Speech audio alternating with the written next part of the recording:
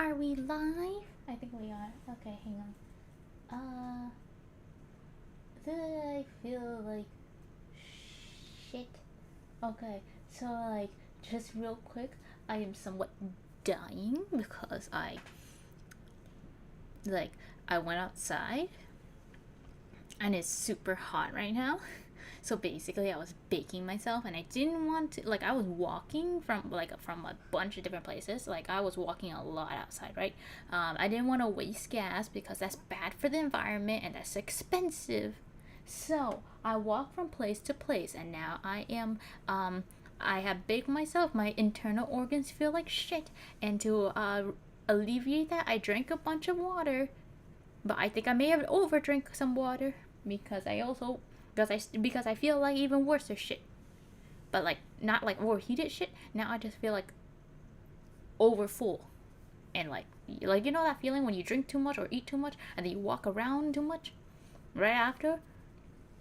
Yeah, now I feel like that. I feel horrible. I feel like I'm dying, but it's okay because we're here to talk about visual novels I like. All right, so I was thinking, should I talk about this on stream? Because like I could play it on stream, but like I already played it with friends, so it's like I wouldn't be surprised of anything, and I already know the whole story. So was it worth it? Was it worth it? And I kind of realized I'm a pussy, so I wouldn't want to play it by myself anyways. So instead, we're just gonna fan. We're gonna fan about the story. I'm gonna talk about what I like. All right, so we're gonna talk about Cooking Companion first because order of progression or whatever. I want to talk a little bit about Dreadweight a little bit more because that's the one I read recently. But we need to give some context because I think without the context of Cooking Companions, the story might not make as much sense. I think the story will still have a similar level of sense though, even like if you played the first one or not, right? Because I'm gonna be honest, the second game is really confusing on what happens. I don't think like a lot of things were okay, so I'll get to that in a bit. But first, Cooking Companion 1. Everyone, okay, so this game blew up. It was, and hang on. Huh. I have so much stuff scattered about. Ooh, I need to charge this actually. And throw that away. Okay, so Cooking Companion 1 is a pretty big game that came out like however many years ago. What the hell is that? What the hell is on this thing? I'm sorry. Okay, now that that's up. Actually, let me do something first.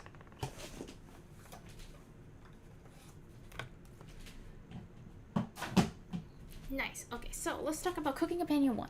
So in Cooking Companion 1, you play as this person who's living in this nice little cabin. And then these this group of friends of four people show up, and then, they're kind of like they just need a place to stay, and they also want some food because something's happening, and they just like they ran away, and now they're here. So you guys are just chilling, you guys are getting to know each other, you guys are having fun. But then there's like a rainstorm, and it's like really heavy, so you can't go outside, you can't forage for food, and it's kind of flooded.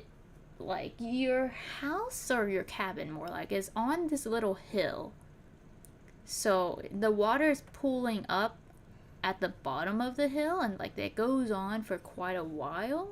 So you can't, and like because there's so much debris as well, because it's like the forest or whatever, it's not safe to go out or like cross the water, so everyone is effectively trapped, and there's no food left. So that sucks. Everyone's starving. So one person, Mariah, she suggests she goes out and tries to find help or find some food and bring it back.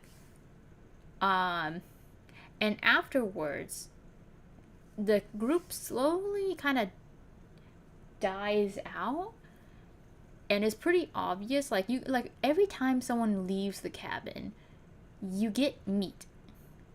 And then the main character, they cook the meat, and then the rest of the group eats it. and it's very, very obvious what that meat is, right? Now, there's a lot of context to what is going on, and honestly, I feel like this kind of story is much better experience on your own, cuz there's not like, if I'm going to like, okay, so like I think in terms of analysis, the major things to point out is kind of the chompettes, which are like these little vegetables that kind of just talk to you. um I can't even say it. Like, I don't think that makes more sense in context. It's just something, I guess. Yeah, but like, so we have the chompettes. They like, there's like cabbage, raspberry, potato, bread. Did I mention potato? Oh, onion. Onion is the one I forgot. I'm sorry, onion. So those guys, they're like your little mascots. They're like your little helpers around the place. And they, like, every once in a while they say something a little suspicious, but overall they're just like happy, preppy little, you know, supporting food, I guess. Um, so, the trumpets are probably the more interesting part of the story, because it's kind of like, it kind of becomes like a little bit more obvious as time goes on that they're spirits of like the past victims that you had, and kind of the lore around, like, or more so the folklore that inspired this story, and like that gives you a lot of what's going on, because everything is like a very slow burn kind of thing. It's like it's like it slowly gets worse and gets more horrifying as time goes on. But you don't really,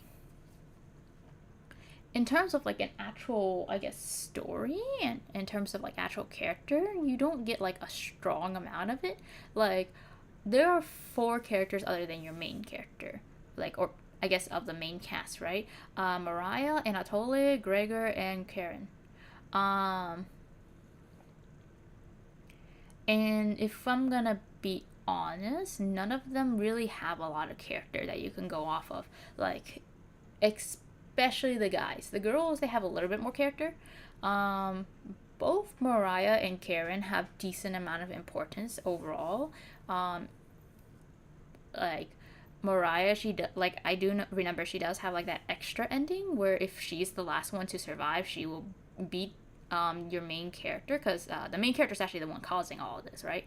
She's the one who beats the main character, and she, you know, brings peace to like the country, and also she hunts down other witches like our main character to stop like all these kind of horrific things from happening anymore, right? And then Karen is, I mean, technically she fell under like, like if you were starving for like who knows how long, and you just you already lost your friends, you know, you kind of go crazy after a while. So she kind of goes a bit bonkers, and then she, like, if she lives and wins, I guess. Unlike Mariah, she kind of just continues what you were doing, but she takes your place, because that's kind of how this curse kind of works. It's like if one person is beaten, the next person kind of continues the cycle. That's kind of like what is kind of happening. So in terms of story, I guess the Chompets have the most story, and then like this is like kind of like a what happens next. Like, the main game is kind of like a almost like a epilogue, or like a this is where the characters end up kind of story. Like, that's what kind of where it feels like, because the main more important, or like the more story, I guess, happens with the trumpets. With like the like basically there was a group of little kids. They were just running around having fun, and they found this cabin, and they were just like chilling, and then like a serial killer came and murdered them. And then whoever became the witch came over, and then they murdered the serial killer, and then that's how like what happened has happened, and then like, you know, the rest of the game happened. So like that's what I remember. I could be wrong though, because like, to be honest, like the story isn't very like direct, right? You kind of have to figure things out by reading between the lines a bit and like looking at the extra content, like not extra content, but like the extra notes that you can find around the cabin. Um, so also another thing is what is happening in the story. You kind of have to know a little bit of history and a little bit of Ukrainian like folklore, right? So the witch you are playing as is like the Baba Yaga, and that is confirmed in Dreadweight. You are the Baba Yaga. I don't. Am I saying that right? And I'm not very like familiar with the folklore, so I cannot like say too much about it. But pretty much, actually no. The only thing I really remember from it is she will ask you, did you come here by your own free will or did you come here by like force or something, right? And what you're supposed to respond is both and neither, kinda, but it's more like 60%, 65% free will, 75% like force or something, or like compulsion. That kind of thing, right? That's how you're supposed to respond. But they didn't respond that way. Like the main group, they kind of were like, I don't remember what they said. They were like, I'm pretty sure we came here by free will. And I think if you respond by that, you get your bones taken and cooked. Well, I don't remember. And that's like a big part of it. Like that question, like that's kind of like the only hint within the first game that you get that you're the Baba Yaga. Like it's just that one line. And you get that in like the epilogue, and I don't remember how you get it. Like I think you do need to get like the good ending or whatever, or like the canon ending. Um, and also it's heavily hinted like by the time period, and also like the fact that like they kind of talked about running away from home and like where their home was and kind of like their names and stuff like that, and like it's kind of hinted that it's that they ran away from this like mass starvation event. Well, like basically Russia forced like a famine on Ukraine, and I don't know how to say it. I think it's Holodomor. Um, and because of that, like people like a lot of people died during this, millions of people. So they were running away from that event specifically, and that also gives a lot more to the story that we don't really like. You kind of have to like read between the lines to understand that's happening, right? And so like I'm gonna say like in terms of like the game and story, okay, like in terms of the game and story, I think Cooking Companion um is like is perfect for what it's doing, right? Like the slow building of the horror and just like like you don't know what's going on because like you're pretty much the main villain, but you don't know that. You like when you first play through it, you kind of just think you're a regular ass person who's in a really unfortunate situation, who's kind of just like hand waving everything, kind of like, oh yeah, yeah, there's ghosts around, I guess. Yep. Yeah, this sucks. And you're kind of just like you're chilling. You're being haunted, but it's fine. I guess like they're probably pissed off you ate them, but you gotta do what you gotta do to survive. Like you're dying. You're probably also like a victim of this. But no, like as you kind of go on, you kind of realize, we have more responsibility than like we realize, or like the player realizes. Like you're kind of at fault for what is happening. You cause the flooding. You cause like you're the one who killed everyone. You're the one who encouraged everyone to eat everyone, and potentially you're the one who like making everyone go insane like much quicker as well. So like the story is not like so in your face, so you like it gives a lot of people a lot of room to just mess around and figure things out on their own. And it's not like it's like super vague and super like out there that like anyone can come to any kind of conclusion. It's kind of like if you read between the lines and look for it, the answer is kind of straightforward of like what's happening. Um, but it gives you so much room to figure it out on your own. And another thing is like the game is horrifying, right? It's genuinely terrifying. But it's not like it does have jump scare. It does have like ghosts like running at you and stuff like that. But it builds up slowly and like you kind like it gives you like paranoia and like room to like be scared. And like it like I don't know, it's like the atmosphere is the scariest part. As you slowly lose more and more people, and it's obvious that there's people like like the people you lost are still around, and they're pissed. Like if I had to say, I think Cooking Companion is like perfect for the slow build horror kind of thing. And in terms of character, there's not much going on. I think I mentioned that before. Karen and Mariah, they have a bit more going on, but like in terms of like I guess like plot, is very quick to summarize what's happening.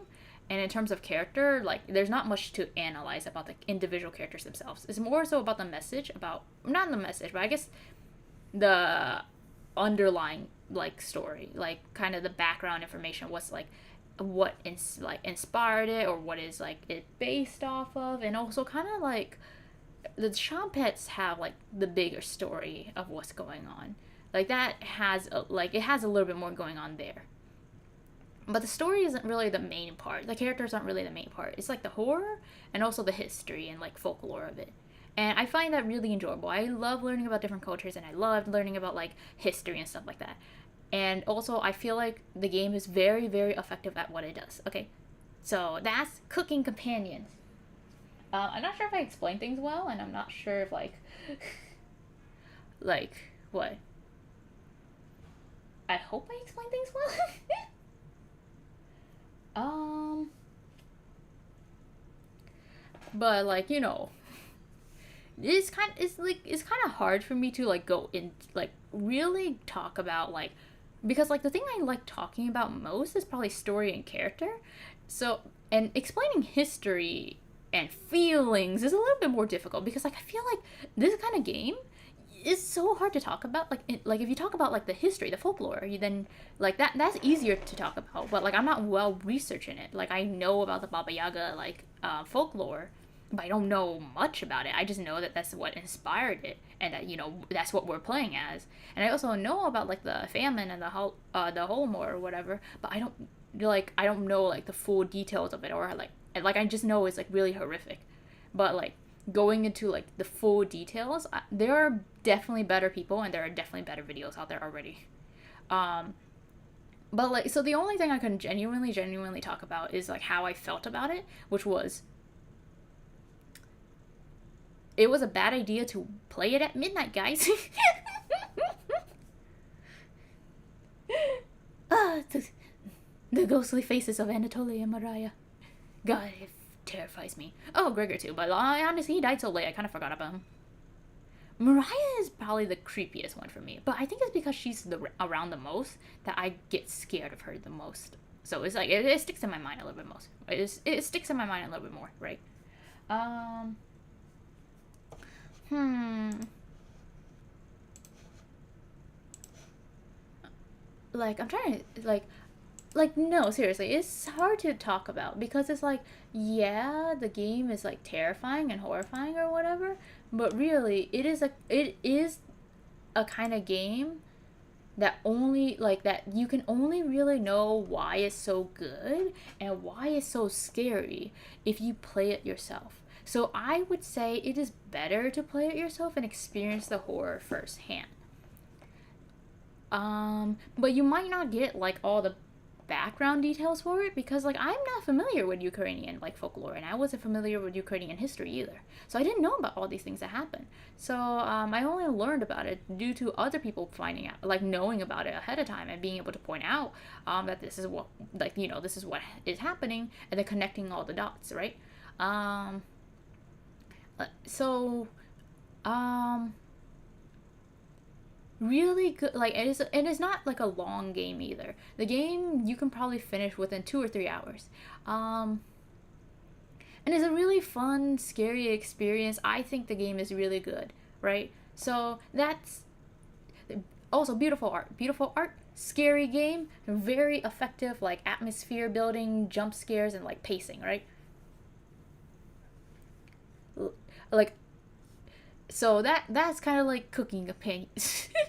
Play it yourself. I can't explain it. It's scary because it's fucking scary. You have to live through it. It's like explaining, like going through a haunted house and like explaining, like, and like talking about like where you got scared. It's not gonna be scary to like the person you're explaining it to. If you want to be scared by like a fucking haunted house, you gotta go into the haunted house yourself, man.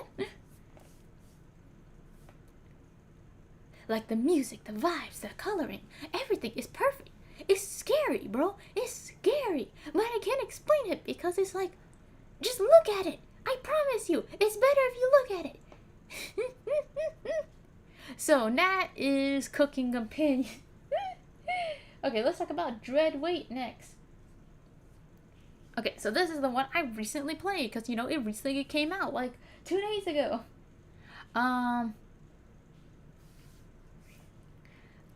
Was it 2 days ago? I don't know. But it came out really recently. So, if I'm just gonna be upfront. I don't think this is as good as Cooking Opinions, and I'll just say, like, it's mostly due to pacing. I think this game would have benefited from more, and it kind of went by too quickly, but I don't really know exactly how I would fix things. And also, there is a lot of things that kind of made it the way it is, right? Like, they had a time limit and they had like a limited budget as well. They couldn't just do anything. So I will just acknowledge that, like, getting, like, you kind of have to develop a game within your means. You can't just like do whatever you want. You have, like, for one, you have viewer, like, you know, for one, you have to like kind of, you have to like, you can't just like do things that your game, like, the gamers wouldn't want, right? Like, you can like you can add in things just for like the fun of it, but at the same time, like, if the game, like, if it makes the experience less fun, you can't do it, right? Like, if it ruins the gameplay experience, it's not like, just for like something that's like cool in concept, it's not really worth it, right? Like, if like, and if like the playtesters, they don't like something, then it's not worth like putting it in and stuff like that, or like continuing to develop it. So and also, not to mention, like, they had like a year to develop this, and like adding more work or adding more time to it isn't worth it if it like basically delays when they could release it, because, like, you know, you have promises to keep. You have like, you can't just do whatever. You have you have like a due date, right? You can't just turn it, like, it's like going to school and like being like, you know, making like this essay super amazing, but you turn it in 3 months late. You're like, you could have gotten like a really good grade turning it in on time. You turn it in late is a worse grade, you know, things like that. But it depends, because like Omori got released like, I think, several years late, and like also with like very little like the developers didn't give a lot of like updates at times, so like people were really pissed off about that. But it ended up being extremely popular, made Omocat like a household name, and also like it like the people who backed Omori, I think, were kind of like disappointed, because they were like, is it worth like the several year wait we had to wait extra? And like, I think some people, they were fine with it, and other people, what's it called? Like, the people who, at the very least, several people, whether they backed it or not, it changed their life to some degree. Like, they mentioned how much it impacted them, how much it made them think about life, and how much it like influenced, like, it still impacts them to this day, right? And Omori released a long time ago, so it's hard to say whether or not it's like worth it. Is making like the best game you can possibly make like worth it if it takes so much more time, money that like you possibly don't even have? Especially since, like, okay, so like, here's the thing that I'm gonna just say, like, as someone who draws, right? Sometimes you are working on something and you just cannot get it right, no matter what. You keep like going back to it, fixing this one detail, fixing like several details, and like sometimes you have to just put down the pen and either move on to the next part of the drawing just to finish it, or if you just can't like fix it at all, you kind of just gotta drop the drawing and like go move on to the next thing. Like, because like if you keep spending time on this one thing, you aren't getting better. You aren't getting like anything out, and at a certain point you're just wasting time, right? So it is a complicated kind of situation. So while I am going to be a bit more critical of the story, that doesn't mean, like I'm not going to be that doesn't mean like I don't understand, like, I guess, how it is, right? Because sometimes you just kind of have to. You have a limit. Like, you have a time limit, you have a money limit. You can't just do whatever. Like, long ass tangent, I'm sorry. But this is what my channel is for. I'm allowed to have my tangents. Fuck you. My channel, my rules. I get to talk about what I want.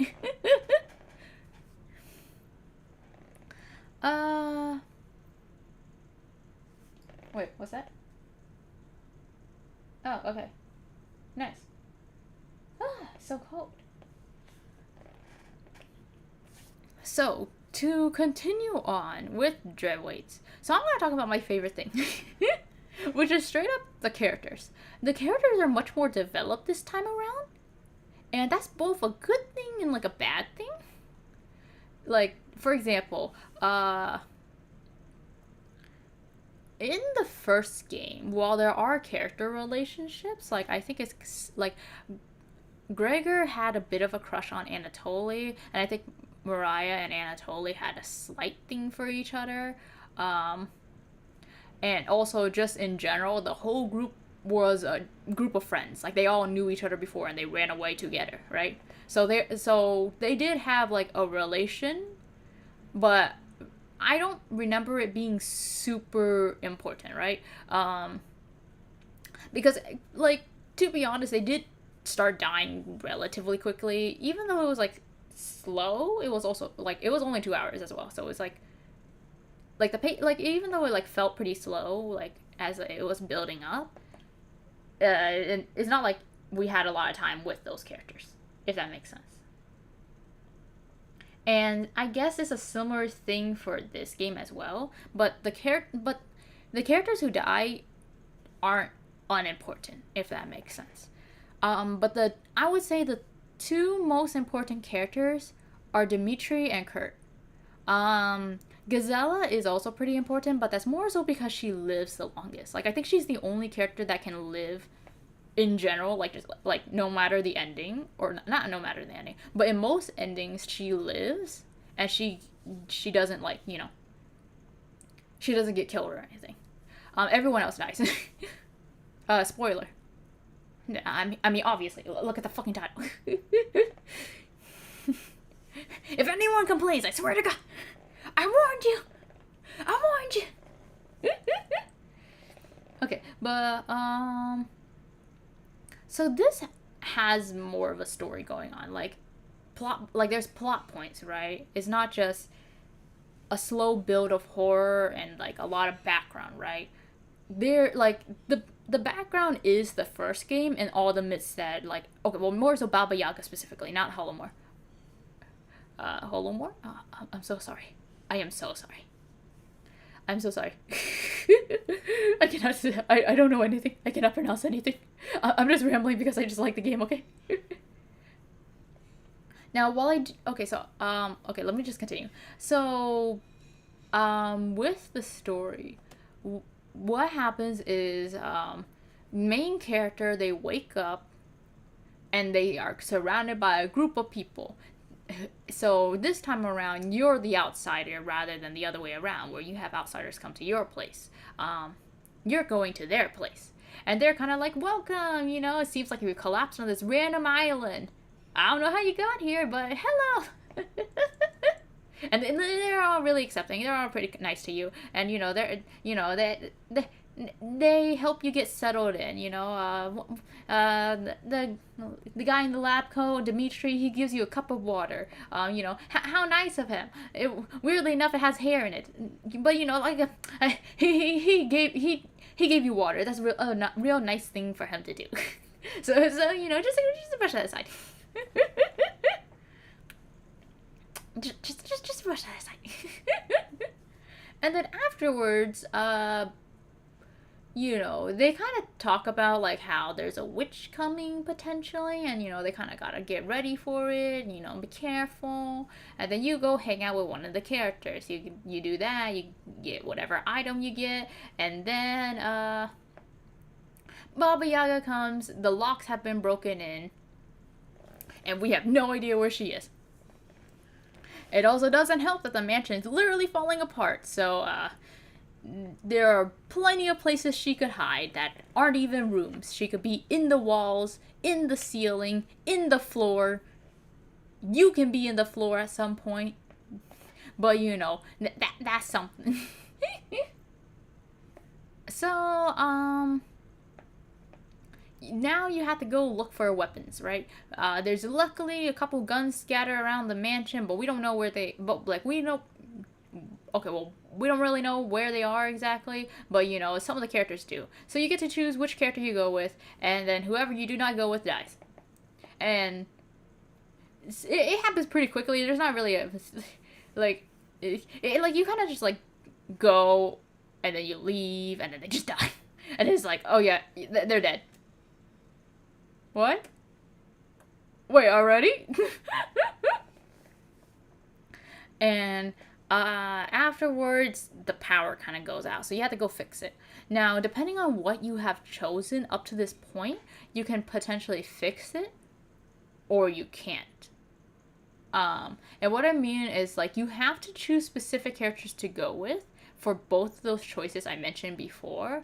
Otherwise, you will not get all the items you need. Like, you need, like, a certain items to do certain things. And unlock certain puzzles later. But from what I remember, failing the puzzle doesn't change the story too much.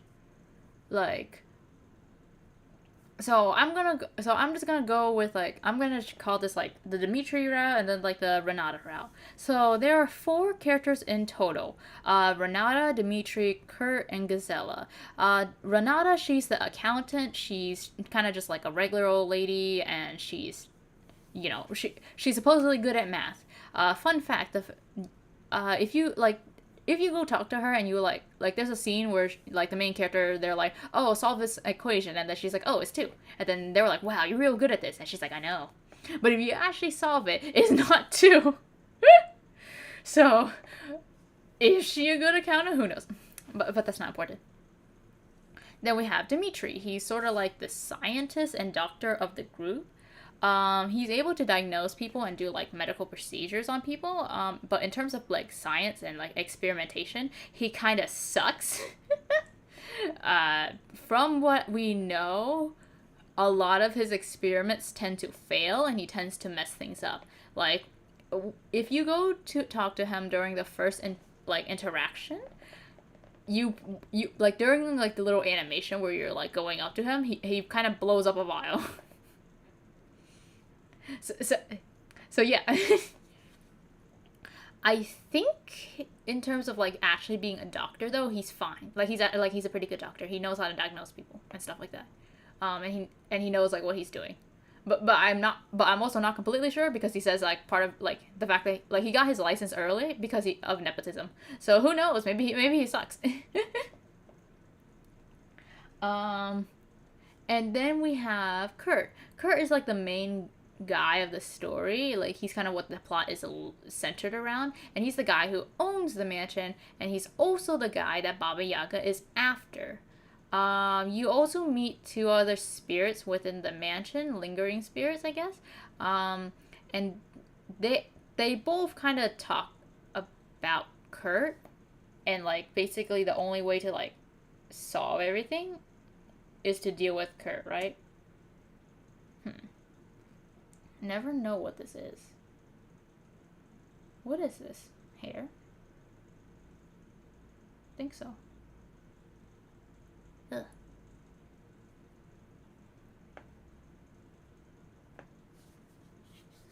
But anyways, so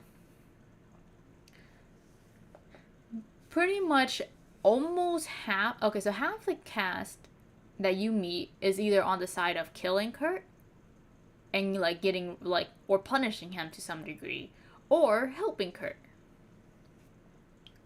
So, he's kinda important. And then we have Gazella. She's the bodyguard of the group, and she's also she's the only one who can live throughout the story. Like everyone else, like they have like a like they can live for a bit longer, or like if you choose them at a certain point, they can live maybe a little bit longer or maybe die a little bit sooner, things like that. But overall, most characters, they all die in the end, except Baba Yaga. Baba Yaga lives. Baba Yaga is guaranteed to live. But main character, I think there's a possibility they live in some endings, but it's like more like joke endings, or like it's like specific endings, or they die. Um, and then all of the other characters that I mentioned, Renata, Kurt, and Dimitri, they all die in pretty much every single ending. Maybe Kurt lives in one of the endings, and that's probably like that's the same ending that the main character lives in. But other than that, like everyone's doomed for death. Gazella is the only person you get to like that gets to live. So, in terms of character, Renata is just straight up not that important. Like, okay, so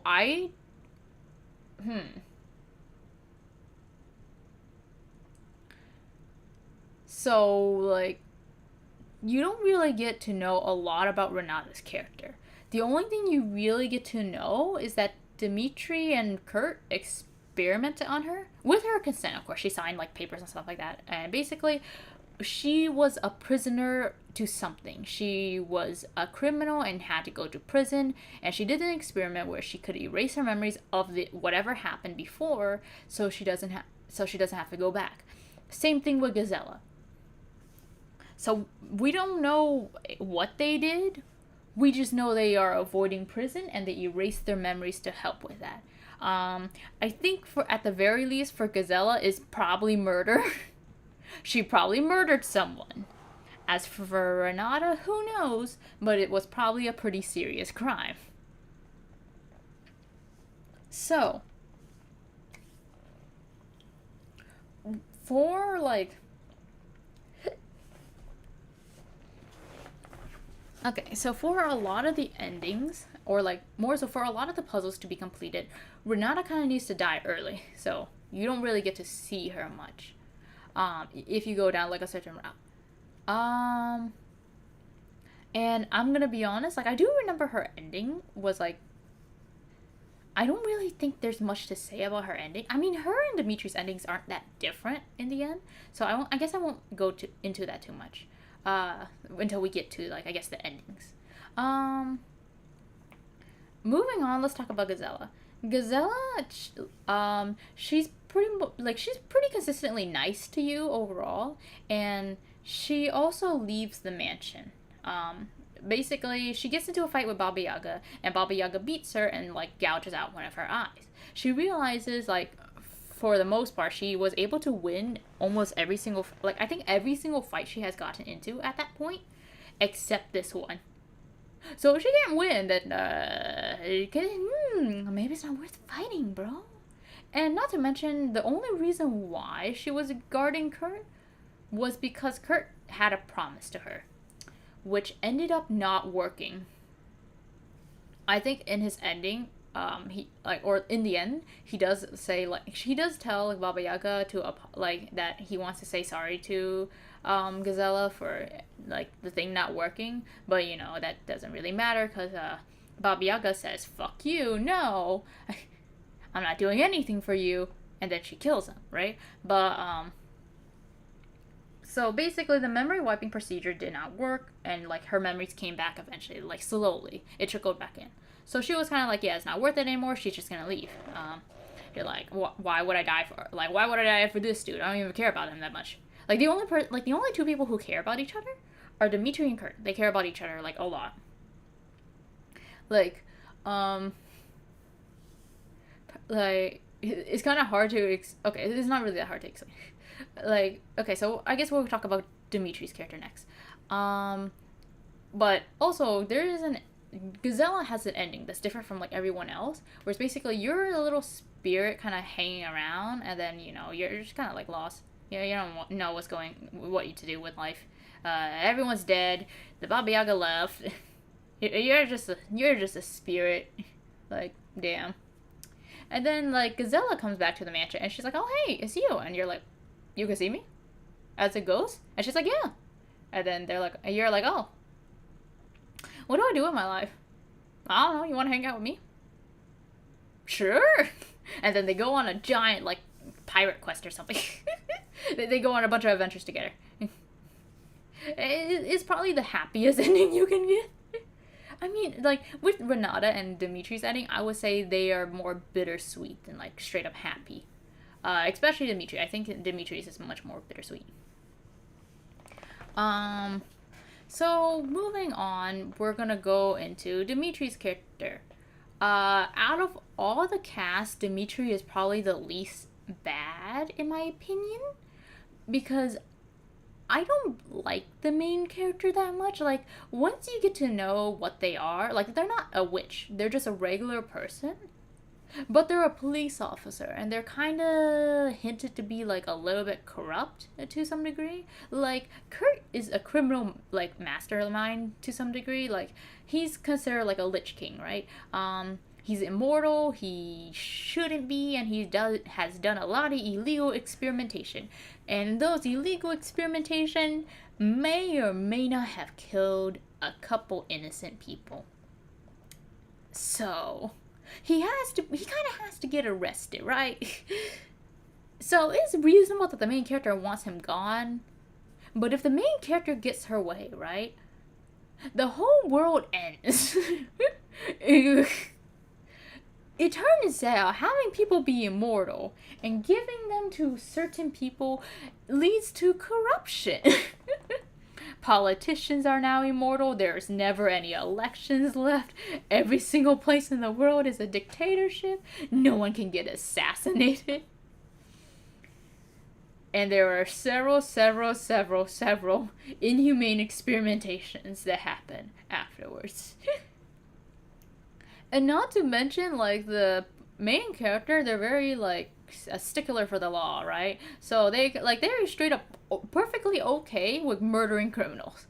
Like in the Baba Yaga ending, the main character kind of suggests like Baba Yaga murders like any criminal they sent her way because like you want to eat people, well, we'll just send the criminals. The criminals are just nothing but scumbags anyways. And then Baba Yaga's like, you think I like. You think I'm gonna kill people based on the standards of your papers? Man, fuck you. And then she kills, like, the police officer instead because, it's like, I don't know, corrupt governments and stuff like that. Also, there's a little bit of a underlying message about, like, war and, like, the horrors of war and, like, the horrors of, like, I don't know, corrupt political systems and, like, the law and stuff like that. It's not a big thing. It's only really relevant to a very small part of the game. And like the war commentary is completely skippable or like completely missable, I guess is a better way of saying it. It's completely missable. Like I didn't get it during my first playthrough.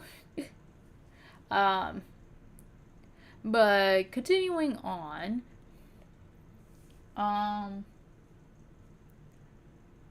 let's see. Oh, you're so cold.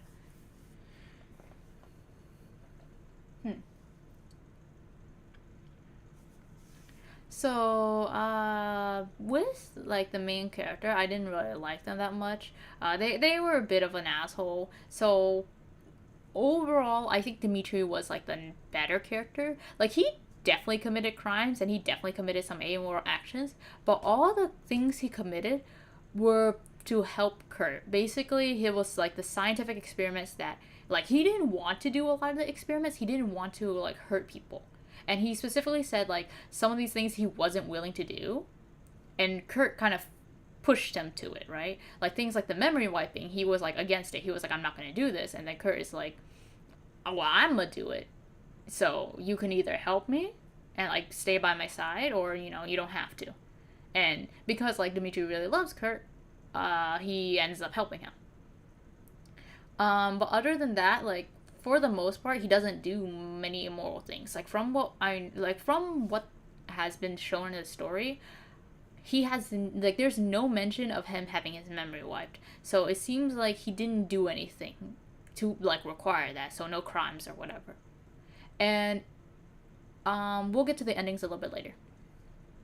So out of all the characters, he's probably like the nicest and least amoral character.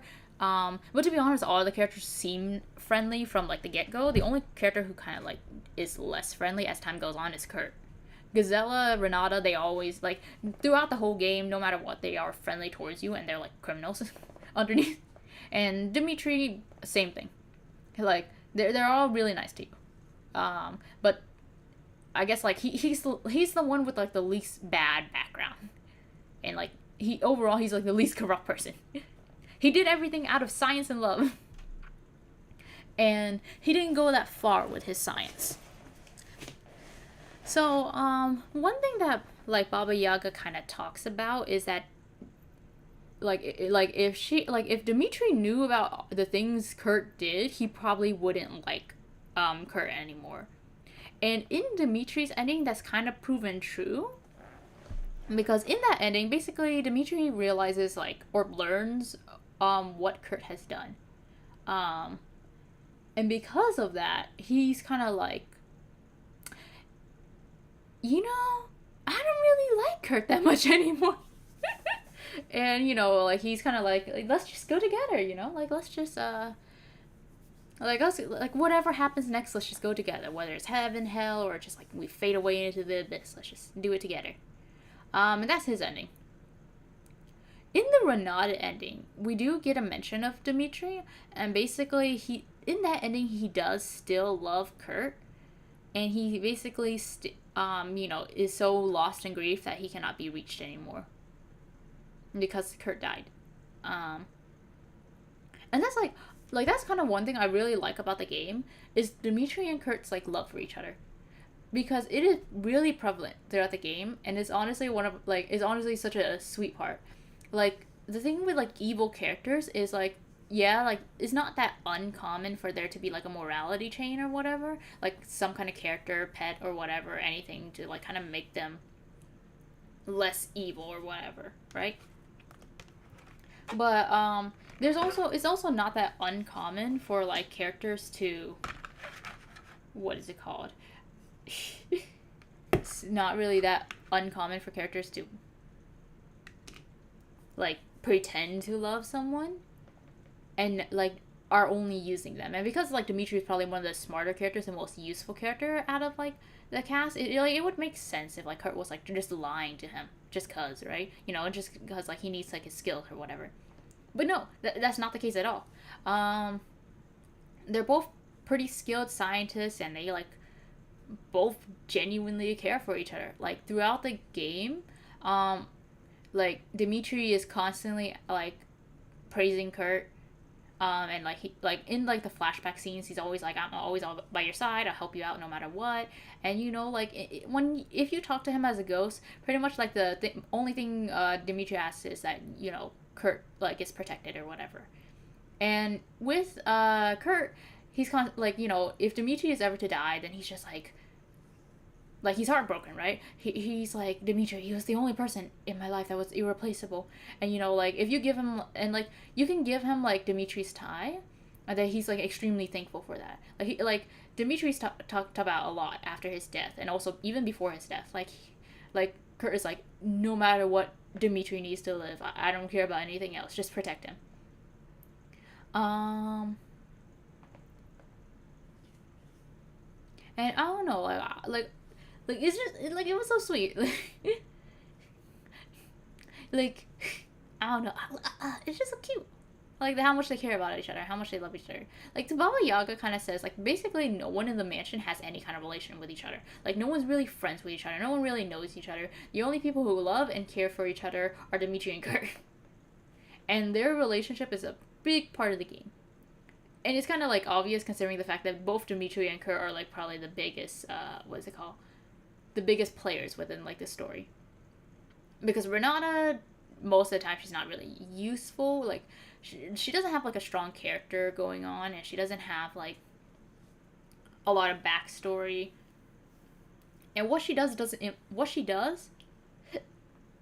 and what she did does not influence the story a lot. Similar thing with Gazella, but Gazella has more importance considering she lives longer and she is able to face down the Baba Yaga by herself without immediately dying, unlike the other two. So like I really like if I were to say what I enjoy the most, I would say like probably the two, Dimitri and Kurt. Like I like their characters and I also like their relation with each other. Also, the Baba Yaga was fun to interact with.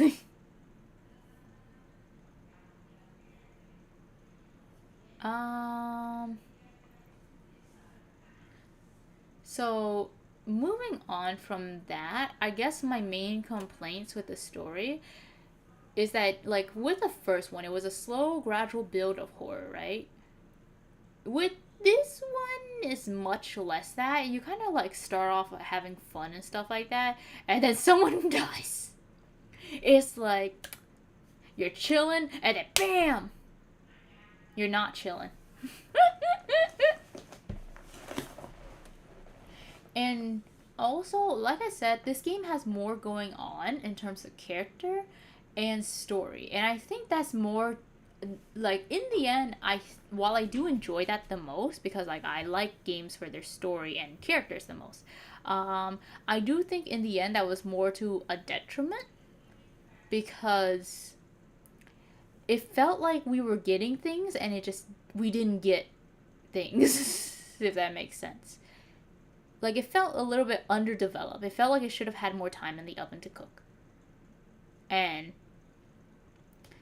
from what the game developers have said, they basically said that like they wanted to have a little bit more going on behind Kurt and maybe Renata, I think, but they ended up cutting it because playtesters didn't really seem to enjoy them that much, and they didn't want to hide story behind like things that people will like most people will miss. So they made it so that Kurt's story is kind of just more out in the open, no matter what route you took, and Renata's story or like was it Renata?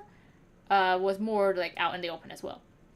And there were also a lot of things that were cut due to like either time or just like complications with like development. Some things I do think is like fine. Like there was like a gameplay element where it's kind of like you get to move across rooms and do more puzzles, but they ended up cutting it because it wasn't as fun because you're in a visual novel, right? It's not as fun to like have like the point and click adventure kind of ruin the pacing, especially since like a lot of the gameplay is reading, and it's harder to read if you have to like point and click, I guess, on like move around more. I like they said it disrupted the flow. Like I'm not sure if I'm explaining anything right. I'm scared of making everything sound worse. I'm scared of making I'm scared of it sounds like I'm complaining about the story or like some decisions or gameplay aspect. But I think it's just like I'm too stupid to explain things properly. So I just want to apologize for that. I promise you. Like I love both of the games, but I'm not good at explaining things. I'm bad at talking and I'm bad at like explaining my thoughts. I tend to ramble a lot. I tend to go back onto topics and like repeat things and jump to topic to topic to topic. Like if it's scripted, it's a little bit better, but like I'm also too lazy to script things, so it ends up being a little bit bad, I guess. I should do things like armchair to expert. Like I think he like okay. So if I had to like okay, let's not talk about that. We'll get off topic. Like I think it's fine to cut things if like let's say your like the main gameplay you're doing is a visual novel and you feel like something will ruin the flow or mess up like the pacing, then if you feel like it's better to cut it, then I say that's fine. Like if you feel like the story works better by doing something like that, I think that's fine. But I do think it's kind of regrettable that they cut a lot of a lot of like I guess route variations and had everything kind of be like one route, right? Because while you had options and you had different endings, overall, no matter what you did, the story kind of flowed the same. There's not a lot of huge variations in scenes. Like you get different scenes, but like you don't get like it's not like a huge difference. Like most of the same things happen and play out, and like you get the same information either way. And another thing, like a lot of people have mentioned this, but a lot of people say that the story is very confusing, and I think Well, yeah, like it just kind of feels like it like honestly to me, I feel like the story like I understand it. But I just feel like there should have been more, right? Like it should like there may have been like there should have been maybe more variation to like certain endings. Because like if you fail a puzzle, if you win a puzzle, it doesn't change much. And also you have to do very specific things to get the puzzles right. And if you fail the first puzzle, you straight up cannot do the second puzzle, and so forth, right? Like, so I don't know. Like, I think it would have been better to have maybe a little bit more information hidden behind certain routes. So like because like the thing is, a lot of players, especially for like games that aren't that long, if they enjoy it, they'll go back and they'll like play through it and like exhaust all the options, right? And I think with something like this, especially since like it's pretty confusing and it's hard to understand what's going on, there is a decent amount of the player base who will go back and like play through it again just to see like more of the story. And like I understand like having like things not be too confusing for first playthrough or like just one playthrough, because like some people they only play a game once and then that's it. So like if people don't understand what's going on, or like there's not like is like the route is just incomplete without other information from other routes, then I can understand like that would be infuriating to some people. um but I think it was like this one is a little bit more lacking, right? um hmm but overall I really enjoyed the experience. Like while I do think there could have been more for like what we got, I think it was a fun experience. I really like the characters, the art, the animation. It was so beautiful, and for the most part, I did like the story. Even if it was confusing, I think like the story, like maybe like I guess like the story with Kurt and like how like things happened with him, and then like I don't know. I think it was a pretty entertaining story and really interesting. There seems to be more references to what was going on in the past. Like apparently, the reason why Baba Yaga is hunting down Kurt is because Kurt stole one of like Baba Yaga's like horse. I feel like there should have been more like things talking about the past of Kurt a little bit. Especially like I feel like there should have been more memory sequences. I think like it should like the story should have slowed down a little bit more in the beginning, and then afterwards like we should have a little bit more time with the characters. And I think maybe like more ways to complete the puzzle. So if you don't like, for example, if you don't go with Gazella during the first interaction to get the switch, theoretically you can just not complete the puzzle at all. And if you don't go like with Dimitri during the first event and go with Renata instead, you can't complete the second puzzle because you will not get the fuel and you will not get the lighter. But you can you get the bolt cutter? Oh no. I think you can still get like the wire cutter from Renata, or like no, you get the bolt cutter from you get the bolt cutter from Kurt pretty early on, like, and also you get the fuse from Renata if you do her route. So you can like complete the first puzzle, but like if you don't choose Dimitri, then you do not get the fuel and the lighter, and that means you cannot do the second puzzle. Hmm. Oh god, that scared me.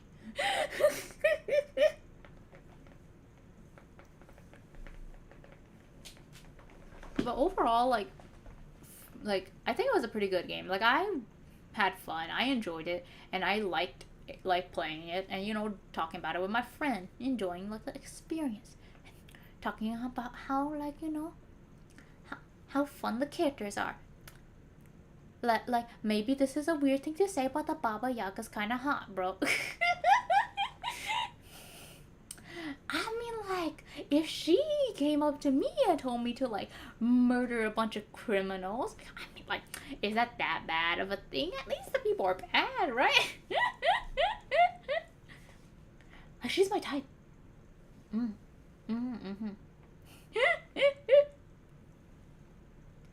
But other than that, like, I don't know, like I can like I guess like I don't know, like if I had to say, I like Dreadweight more than Cooking Companions, despite the fact that I think Cooking Companions, like the way it's built and for its purpose, it's pretty much perfect, right? Everything about it, like the pacing, the way it's like written, and like the way like it gives you information, like the scares, like the atmosphere building, everything I think is perfect. I think with Dreadweight is much more flawed, but is also more appealing to me, right? Because I just like characters more, and I like character relationships more, and I like a little bit more story, so it just like appeals to me more. Like, I just like how much Kurt and Dimitri care about each other. It's just so fucking cute. Like, I know it's a horror game, and that's like the least important part, but it's just so sweet. So yeah, that's kind of about it. I had fun. I enjoyed the story.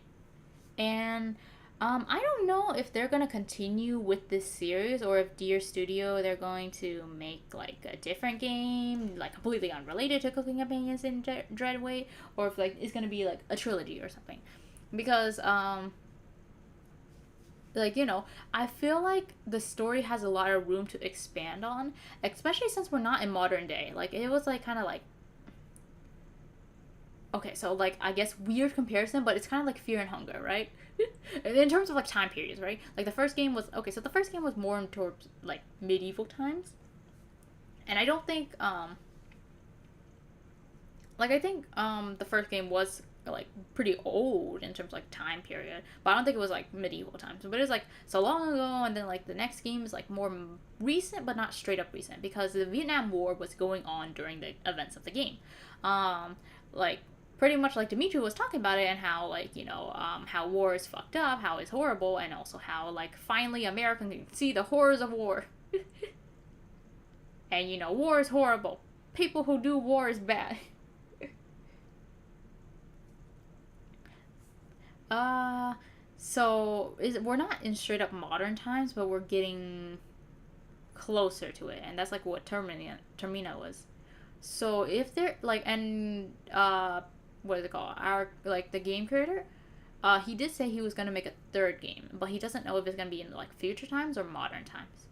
And I don't know, like I feel like there's a lot of room for like a third game, because like the second game, I feel like it had like a lot of like so many like added lore and mysteries. Like there's a witch hierarchy. Baba Yaga is gonna go after other witches now. And like maybe like there's gonna be a giant fight. We're going to different countries. Who knows what's gonna happen? And like there's liches now. There's a lot more lore going on, right? There's a lot more things added. So who knows what's gonna happen next? And honestly, I'm pretty excited. I don't know.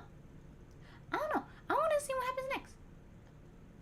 I hope like I also for okay. So I didn't mention the horror for the game much, but like the art is so horrifying, and like the way the spirits run at you is just fucking terrifying, bro. Once again, it was regrettable to be playing this at 2 a.m. in the morning. Not worth it. It was such a good game, and I really like. I just wanted to keep reading it for the story. I just wanted to know what's going on. But oh my fucking god! Like especially since like I didn't go with like Gazella the first time around. I went and like talked to Kurt, and he gave me a nice little heart, and that's it. So you know what happened? I didn't have the Switch, so I fucking died. Yeah, you know how nice it was to just like be being like, trying to solve the puzzle, and you're like, and then like immediately you turn around and like fucking Dimitri's running at you, a ghost like. I didn't even realize it was Dimitri at first, because Dimitri's kind of short. I thought it was Anatoly. I think like people said like Anatoly and Dimitri kind of look similar to each other, or like something. I don't remember like. Or like they said like there's characters that are XP of each other, like Renata and Karin look pretty similar. They both have like red hair and stuff like that. Gregor and like Gazella, and then we have like Dimitri and Anatoly, Kurt and Mariah. They're nothing alike though.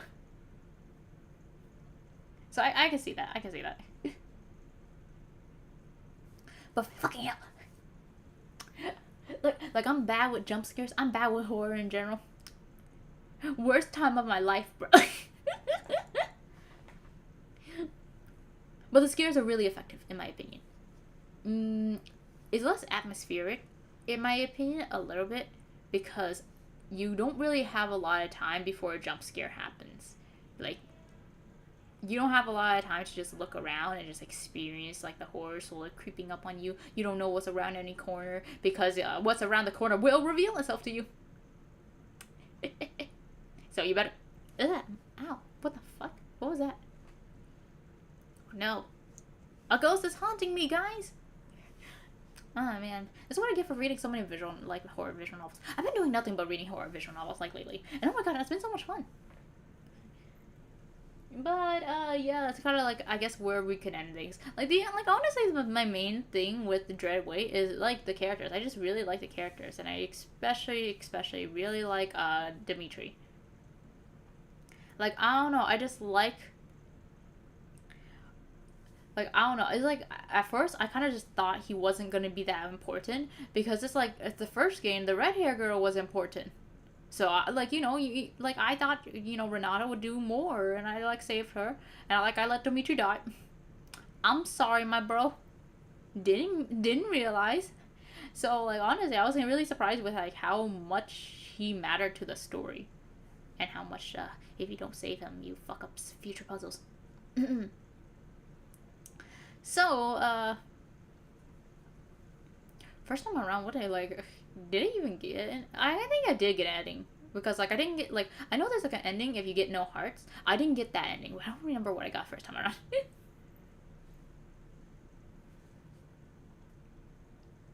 Because I think I got I think I mostly got Gazella's heart, but did I get Gazella's ending?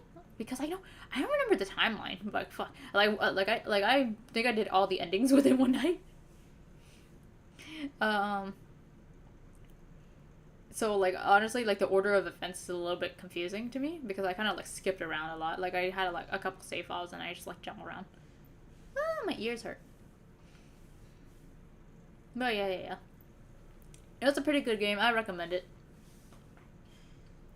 And my issue with the game doesn't necessarily have to be an issue with anyone else's experience, because one thing I noticed is how I feel about games and writing and character, a lot of other people do not feel. I tend to look more into it and I tend to think more about it and I guess ask for more.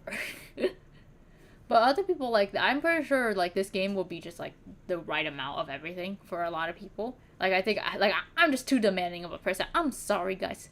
So I think I would recommend it. I think a lot of people will enjoy this, and I would say give it a shot, give it a buy, purchase it, support Dear Studio, and maybe, just maybe, we can get more content. If the first game got the Chompette DLCs, maybe Max and Clover can get a DLC. Oh, I didn't mention Max and Clover.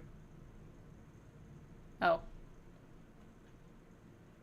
Well, anyway, stream's over. Bye-bye.